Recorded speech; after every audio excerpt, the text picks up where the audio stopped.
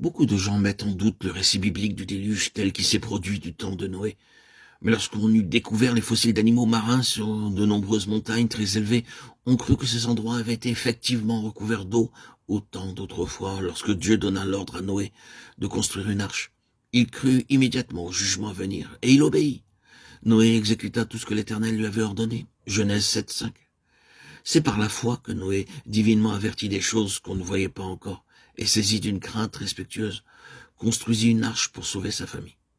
C'est par elle qu'il condamna le monde et devint héritier de la justice qui s'obtient par la foi.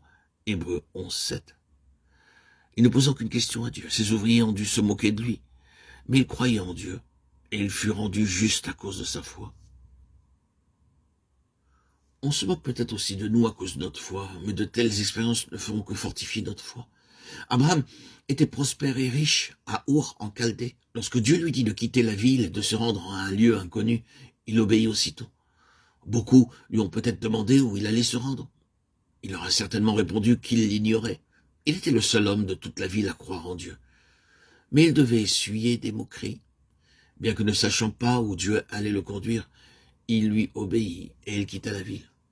C'est à cause de son obéissance et de sa foi que Dieu lui accorda plus tard la vision de la cité au solide fondement. Il devint fort dans la foi.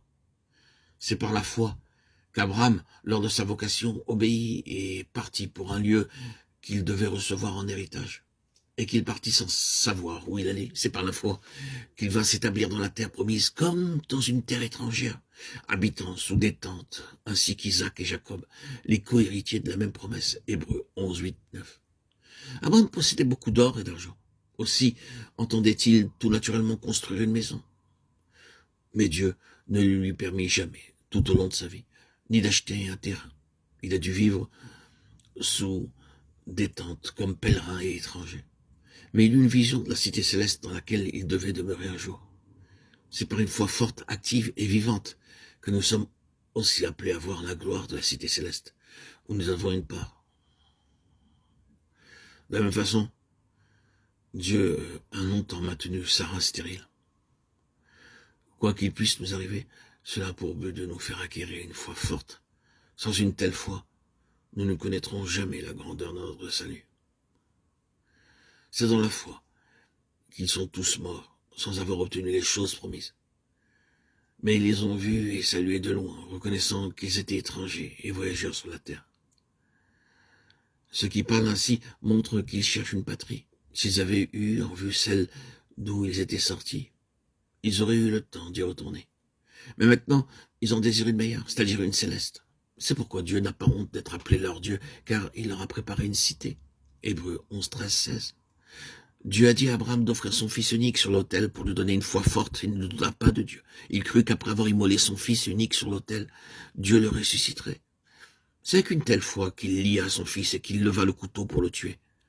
Il savait que sa femme n'était pas animée d'une foi identique. Aussi ne la consulta-t-il pas pour accomplir cet acte. Dieu dit, prends ton fils, ton unique, celui que tu aimes, Isaac. Va-t'en au pays de Moria, et là offre-leur en holocauste sur l'une des montagnes que je te dirai. Genèse 22:2. Il se leva de bon matin, prit ses serviteurs, son âne et son âne. Il savait qu'en lui parlant de la chose, elle ne lui aurait pas permis de le faire. Elle aurait dit, comment pouvons-nous offrir notre fils unique? Dieu ne demande jamais une chose semblable. Et c'est bien souvent la façon dont nous raisonnons.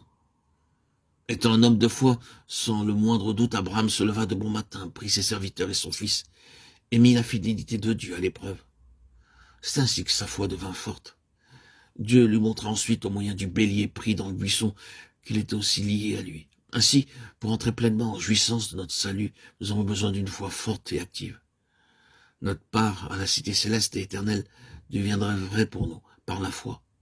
Nous pouvons remercier Dieu pour toute affliction et toute épreuve, parce qu'elle nous donne une foi comparable à celle d'Abraham, de David ou de Moïse. C'est une expérience qui durera toute notre vie. Nous devons peut-être passer par de nombreuses situations et expériences pénibles pour acquérir une telle foi.